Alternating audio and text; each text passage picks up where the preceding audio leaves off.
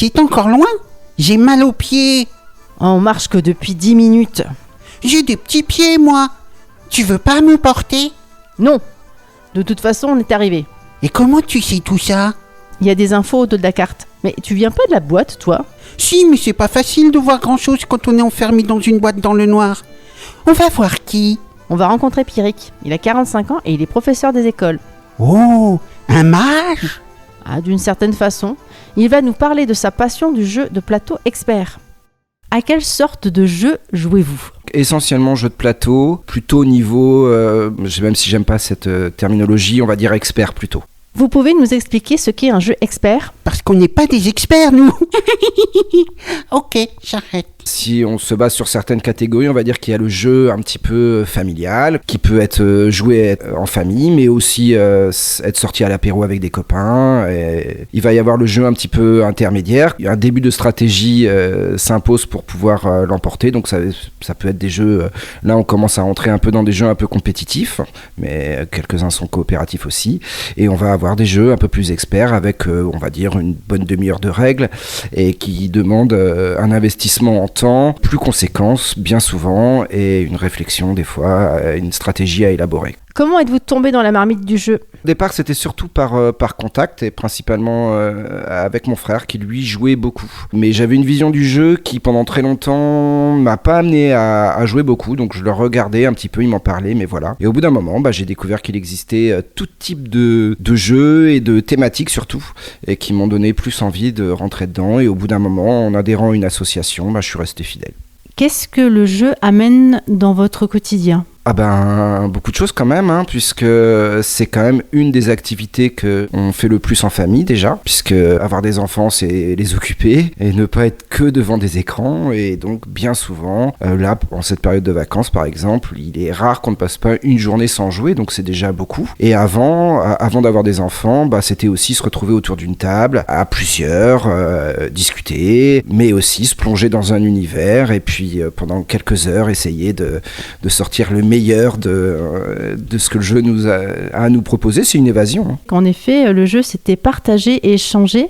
Oui, c'est ça aussi. Après, c'est un peu particulier les échanges qu'on peut avoir parce que des fois, on peut se retrouver juste pour jouer, même si c'est des personnes avec qui dans la vie, on n'aurait pas forcément énormément d'affinités. Mais c'est vrai que le jeu permet un peu de casser les frontières, les barrières. On peut jouer avec n'importe qui, n'importe quel âge, n'importe quelle orientation politique, peu importe, c'est pas toujours le sujet. Mais après, c'est vrai qu'on se retrouve bien souvent pour jouer. Alors, on discute un petit peu, bien sûr, mais le jeu reste la priorité. Mais le côté social est quand même très important. Moi, je peux pas jouer devant un ordi. Enfin, personnellement, j'y arrive. En tant que professeur des écoles, est-ce que vous utilisez justement le jeu avec les élèves ou pas du tout?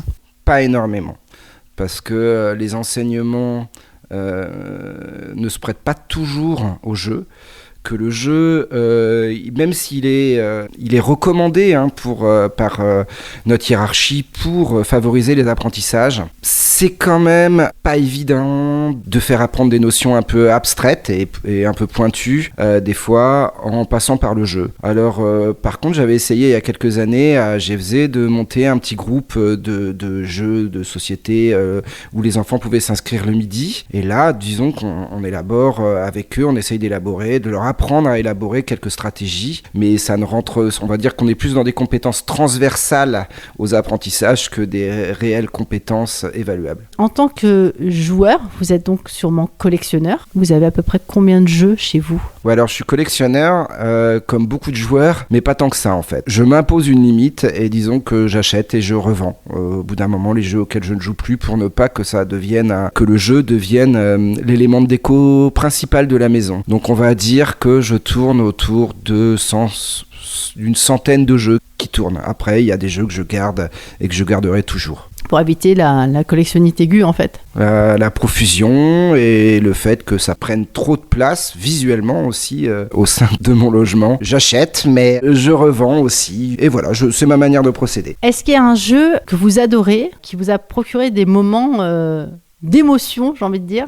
Oh ben oui, il y en a plusieurs quand même. Tricerion par exemple, un jeu qui parle de magie, ou Féodum, un jeu très complexe mais qui a un côté féodal dans ses mécanismes et un peu d'aventure et de gestion, enfin qui mélange plein de mécaniques qui moi me font qui font un petit peu rêver. Ah, et puis viticulture quand même, parce que j'adore le vin et que c'est un jeu où on a vraiment l'impression de faire du vin. Voilà, quelles compétences on peut développer avec le jeu ? Non, c'est pas franchement des jeux qui sont faits pour apprendre des choses en fait.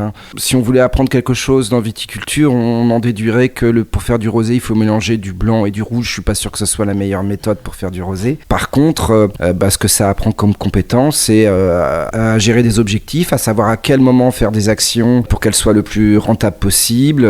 Il y a un côté vraiment gestion, planification, programmation de ces actions pour être le plus efficient, le plus efficace avec les objectifs que nous impose le jeu. Quel plaisir ça vous procure en fait le jeu ? Alors quand tout se passe bien, c'est assez jubilatoire de voir que tout se déroule comme vous voulez, que les plans que vous avez un petit peu échafaudés, vous arrivez à les mettre à exécution, et ça c'est quand même assez jouissif. Mais à l'inverse, ça peut être extrêmement frustrant et rageant de voir que certains plans sont contrecarrés, on va pas réussir à faire ce qu'on voulait, le timing n'était pas bon, donc il peut y avoir aussi de l'agacement. Mais quoi qu'il en soit, on a le cerveau quand même qui cogite et qui tourne à 1000 à l'heure, et on n'a qu'une envie en fait quand on est vraiment pris dans le jeu, c'est que ça soit à nouveau à notre tour de jouer pour pouvoir développer un peu plus notre stratégie, quitte des fois à zapper le tour des autres parce qu'on n'a pas vu que c'était pas à nous. Donc il y a quand même un côté où on est pris dedans, on est happé et c'est extrêmement agréable comme sensation, on voit pas le temps passer. Est-ce que c'est une manière parfois de fuir la réalité entre guillemets ? Oh bah oui, je pense, oui. Oui, de se plonger dans différents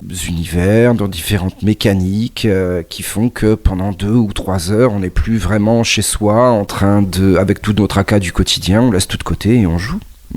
Comment convaincre quelqu'un que le jeu c'est bien ? Des gens qui disent souvent le jeu c'est pas pour moi, j'ai passé l'âge. Alors, je dirais que déjà il faut peut-être oublier un petit peu, même si c'est en évolution mais il y a encore du boulot, il faut essayer de considérer que le jeu n'est pas que la bonne paye, le Monopoly et le risque. Déjà se dire qu'il peut y avoir autre chose quand on parle à des gens et que je leur évoque que ça peut parler de la mode, justement de faire du vin, de faire de la magie, de faire des fermes et de créer la plus belle ferme avec des champs de carottes.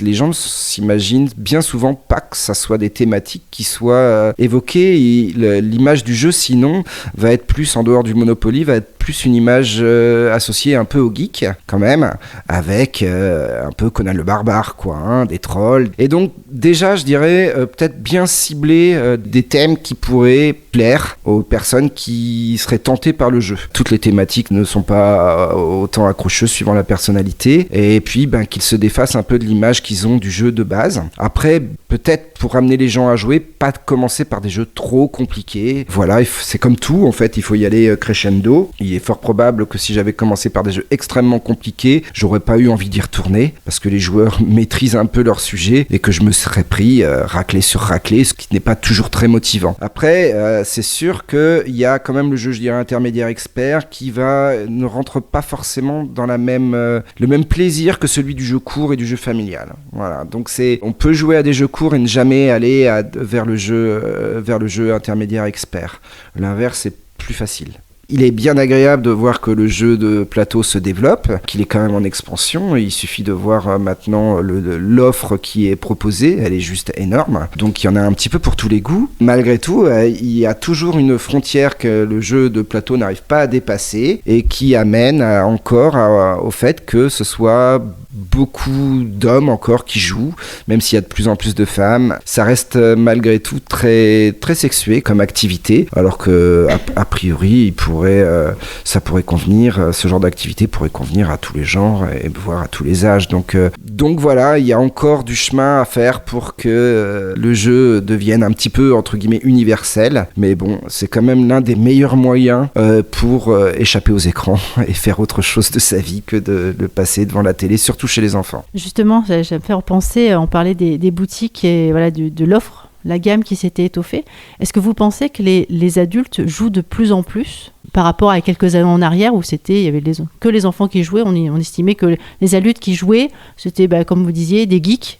Je pense qu'il y a de plus en plus d'adultes à jouer. Après, j'ai pas les chiffres, je pourrais pas, mais c'est quand même le sentiment que j'ai. Après, je pense encore que c'est encore beaucoup, enfin c'est pas le jeu de plateau, on va dire intermédiaire et expert, qui font vivre les boutiques de jeux. Ça je ne crois pas. Ça reste encore pour ce type de jeu une niche encore. Donc on va trouver des joueurs autour de soi, il y en a un peu partout, mais ça reste quand même une activité de niche, en tout cas quand il s'agit de jouer à autre chose que Uno ou aux aventuriers du rail, on va dire. La gamme s'étoffe aussi. On a chez Leclerc par exemple Mysterium ou Unlock, des choses qui avant on ne trouvait qu'en boutique spécialisée. Mais on va les trouver aussi en hypermarché. Bah oui, il y en a de plus en plus, mais la gamme reste quand même très restreinte. Mais effectivement, il y a quelques jeux comme ça qui ont réussi à émerger. Mais après, vu par exemple le succès qu'a eu un jeu comme Terraforming Mars, on pourrait s'attendre à le trouver également en grande surface, ce qui n'est pas encore le cas, ce qui montre bien qu'il y a encore du chemin avant que le jeu un petit peu ardu devienne quelque chose, on va dire, de courant dans les familles. Alors, tu as un début de réponse à tes questions ? Oui, je crois. Jouer, c'est un moment convivial, un moment d'échange entre amis ou en famille. J'ai jamais joué. Ça doit être un chouette moment. On pourra jouer ensemble. Mais c'est pas ce qu'on est déjà en train de faire ?